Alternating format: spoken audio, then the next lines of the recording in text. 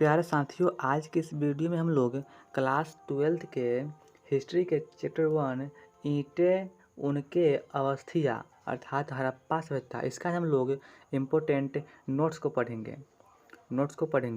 तो इस वीडियो को पूरा अंत रखिएगा।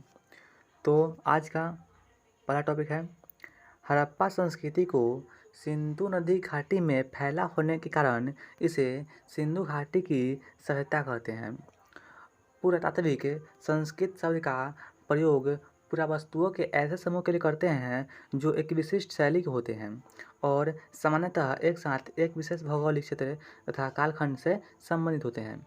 यानी कि हड़प्पा सभ्यता को सिंधु घाटी की सभ्यता भी कहा जाता है, क्योंकि हड़प्पा सभ्यता मिला है कहाँ पे, तो सिंधु नदी घाटी के तट पर मिला है। यानी कि सिंधु नदी घाटी के किनारे मिला है, इसीलिए इसे सिंधु घाटी की सभ्यता भी कहते हैं।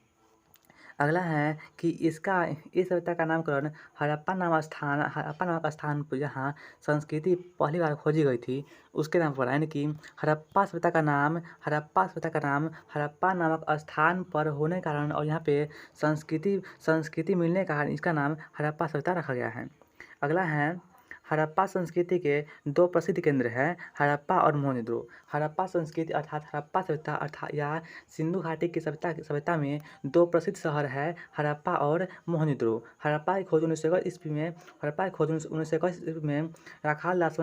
दयाराम सरनी ने किए थे। यानी कि हड़प्पा सभ्यता की खोज 1921 ईस्वी में दयाराम सरनी ने किए थे और मोहनजोदड़ो की खोज 1922 ईस्वी में राखाल दास बनर्जी अर्थात आर.डी. बनर्जी ने किए थे। यानी अगला क्वेश्चन है, टॉपिक है हड़प्पा सभ्यता की खोज 1921 ईस्वी में और मोहनजोदड़ो की खोज 1922 ईस्वी में थी। यानी कि हड़प्पा 1921 में और मोहनजोदड़ो 1922 में। और हड़प्पा की खोज किए थे दयाराम सरनी ने और मोहनजोदड़ो की खोज किए थे राखाल दास बनर्जी यानी कि आर.डी. बनर्जी ने। अगला है कि हड़प्पा सभ्यता का काल 2600 ईसा पूर्व से 1900 ईसा पूर्व तक माना जाता है। यानी कि हड़प्पा सभ्यता का काल या सिंधु घाटी सभ्यता का काल 2600 ईसा पूर्व से 1900 ईसा पूर्व तक है। अगला है कि हड़प्पा सभ्यता की जानकारी के प्रमुख स्रोत खुदाई से मिली इमारतें हैं। यानी कि हड़प्पा सभ्यता की जब जानकारी मिली तो वो क्यों मिली, यानी कि उसका क्या कारण है, तो उसमें मिली थी इमारत, मृदभांड, औजार, आभूषण, मूर्तियाँ और मोहरे मिलने के कारण इसे हड़प्पा सभ्यता एक नगर माना गया। अगला है हड़प्पा सभ्यता का विस्तार है कहाँ से कहाँ तक है, तो हड़प्पा सभ्यता का विस्तार पश्चिम में अफगानिस्तान के बलूचिस्तान से हैं और पूरब में आलमगीरपुर उत्तर प्रदेश से हैं और दक्षिण में महाराष्ट्र दाइमाबाद से हैं और उत्तर में कहाँ पे हैं, तो उत्तर में जम्मू कश्मीर के मांडा से हैं। अगला है कि इसके प्रमुख स्थल है नागेश्वर, बालाघाट, चन्हूदहो, कोटदिज्जी, धौलावीरा, लोथल, कालीबंगन, बनवाली, राखीगढ़ी इत्यादि। अगला है कि यह सभ्यता एक नगर सभ्यता थी, यानी कि यह सभ्यता नगरीय अथवा या शहरी सभ्यता थी। यह सभ्यता क्या थी, लिखे हैं कि यह सभ्यता नगरीय सभ्यता थी। अगला है कि इसकी सबसे प्रमुख विशेषता इसका नगर निर्माण था, यानी कि इसका सबसे प्रमुख विशेषता इसका नगर निर्माण था। अगला क्वेश्चन है, टॉपिक है कि हड़प्पा सभ्यता की बस्ती दो भागों में थी। यानी कि हड़प्पा सभ्यता की जो बस्ती थी ना, हड़प्पा सभ्यता की बस्ती यहाँ के समाज दो भाग में था। पहला था दुर्ग और दूसरा था निचला स्तर। यानी कि दुर्ग में महाराजा राजा रहते थे और निचला स्तर में सामान्य लोग यानी कि प्रजा रहते थे। दुर्ग में राजा महाराजा और निचला स्तर में प्रजा अर्थात सामान्य लोग रहा करते थे। अगला है निचला शहर आवासीय भवन के उदाहरण प्रस्तुत करता है और दुर्ग प्रबंधनीय संरचनाओं का प्रयोग संभवतः विशिष्ट सार्वजनिक के लिए किया जाता है। अगला है हड़प्पा सभ्यता में सड़कों तथा गली को एक ग्रिड पद्धति, यानी कि हड़प्पा सभ्यता में जो सड़क और गली बना हुआ है वह किस पद्धति पर बनाया गया है, तो लिखेंगे कि हड़प्पा सभ्यता में सड़कों और गली का प्रयोग ग्रिड पद्धति यानी क्या है, ग्रिड पद्धति बनाया गया है। यानी कि हड़प्पा सभ्यता में गली और सड़क का निर्माण ग्रिड पद्धति पर बनाया गया है। और लिखेंगे कि इस सभ्यता को यानी कि लिखेंगे कि यहाँ पे है और ये एक दूसरे को समकोण पर काटती है, जिस कारण से इसे ऑक्सफोर्ड कहते हैं। अगला है कि अगला कहाँ गया, यहाँ पे है 13 नंबर। जल निकास प्रणाली अद्भुत थी। यहाँ पर जल निकास प्रणाली भी अद्भुत थी और घरों की नाली को गली के नाली से जोड़ा गया था।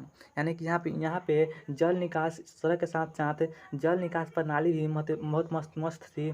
यहाँ पे घर के नाली को सड़क के नाली में जोड़ दिया गया था और सड़क की नाली किसी भी नदी में जाकर के गिरती थी। हड़प्पा सभ्यता या सिंधु घाटी सभ्यता में गेहूँ, जौ, दाल, सफ़ेद चना, तिल जैसे खाद्य पदार्थ इस्तेमाल का अनुमान मिला है। अगला है कि हड़प्पा सभ्यता में भेड़ बकरी सूअर जैसे जानवर के अस्तित्व का अनुमान मिला है। यानी कि हड़प्पा सभ्यता में भेड़ बकरी सूअर जैसे जानवर मिले हैं। अगला है हड़प्पा सभ्यता में पाई जाने वाली लिपि को पढ़ने में विद्वान अभी तक असमर्थ है। यानी कि जो हड़प्पा सभ्यता में लिपि मिली है उस भाषा को अभी तक किसी विद्वान ने नहीं पढ़ा है। यानी कि हड़प्पा सभ्यता की लिपि क्या है, तो वह आधे ऐतिहासिक है, इसमें लिखा गया है परंतु उसे पढ़ा नहीं गया है। ठीक उसी प्रकार सिंधु घाटी की सभ्यता में भी लिखा गया है परंतु उसे अभी तक कोई विद्वान नहीं पढ़ पाए हैं। अगला है हड़प्पा में पाई जाने वाली लिपि। तो हड़प्पा में पाई जाने वाली लिपि क्या था, तो भाव चित्रात्मक था, जिसमें चित्र को देख करके उसके भाव को समझना था।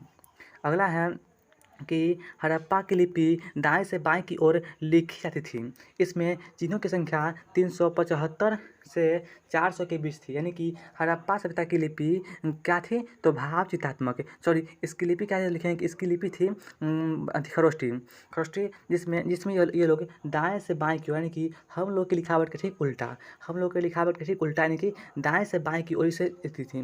देखिए यहाँ से शुरू करती थी, ऐसे ऐसे लिखती थी और जब ये ख़त्म होता था तो फिर यहाँ से शुरू करती थी, यहाँ से ऐसे ऐसे, फिर यहाँ के बाद यहाँ से ऐसे ऐसे चलती थी। कहाँ पे, तो हड़प्पा सभ्यता में।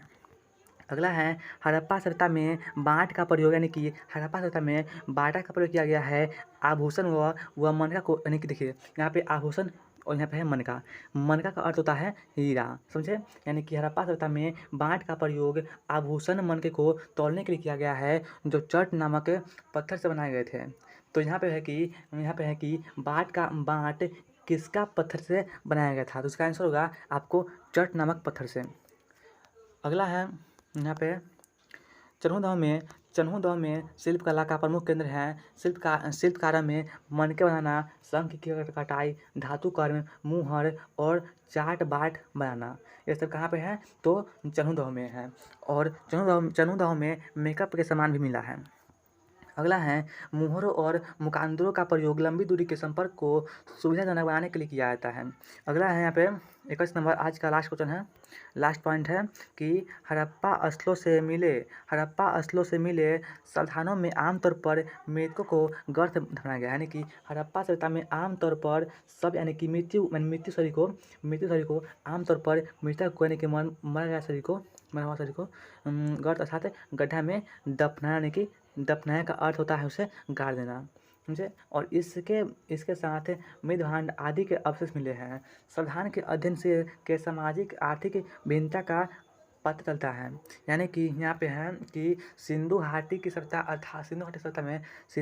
सभ्यता में सबको, यानी कि मरे हुए लाश को जलाया जाता था और माटी में गाड़ दिया जाता था, और जबकि हड़प्पा में उसको दफनाया जाता था और सिंधु घाटी और मोहनजोदड़ो में उसको जलाना था, यानी कि उसमें जलाने की प्रथा विद्यमान थी। यानी कि मोहनजोदड़ो में शवों को जलाने की प्रथाएं विद्यमान थी। तो साथियों, आज की इस वीडियो में इतना ही था। अगर आप लोग को वीडियो अच्छा लगा होगा तो प्लीज़ लाइक कर दीजिएगा और हाँ, चैनल को सब्सक्राइब कर दीजिएगा, क्योंकि इस चैनल पर इसी तरह के वीडियो आते रहेंगे।